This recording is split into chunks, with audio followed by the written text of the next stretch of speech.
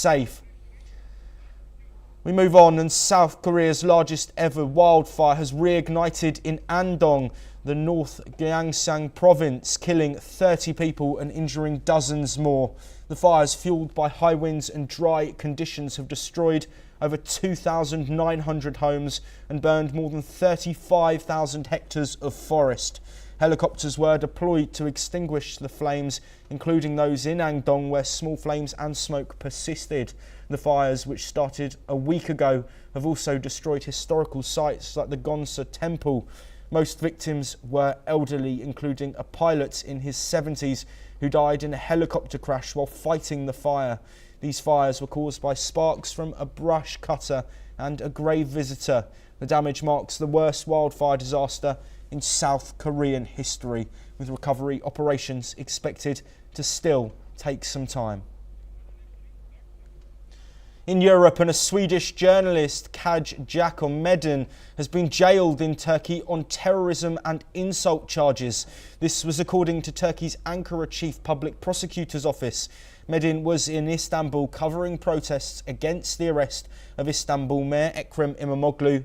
He was detained in connection with a January 2023 protest in Stockholm.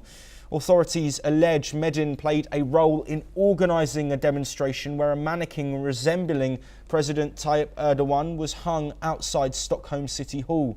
He faces charges of insulting the president and membership in a terrorist organisation. Medin's employer, Dagens ETC, has expressed concern over his disappearance for 2 days before his arrest. The newspaper's editor-in-chief, Andreas Gustafsson, has also stated that Medin was being punished for his journalistic work.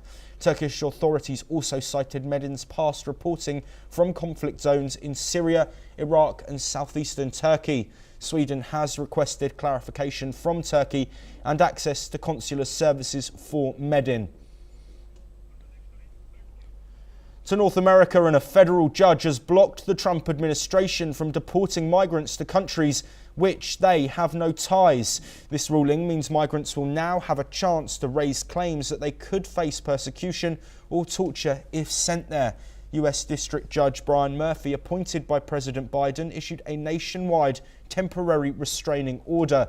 The order protects migrants subject to final deportation orders from being quickly sent to countries not identified during their immigration proceedings. In response, the Trump administration appealed the decision. A Department of Justice spokesperson criticised the ruling, saying no unelected activist judge should be allowed to usurp executive power, especially on matters of national security. The decision followed a lawsuit filed by a group of migrants. The lawsuit challenged a recent policy by US Immigration and Customs Enforcement aimed at speeding up deportations.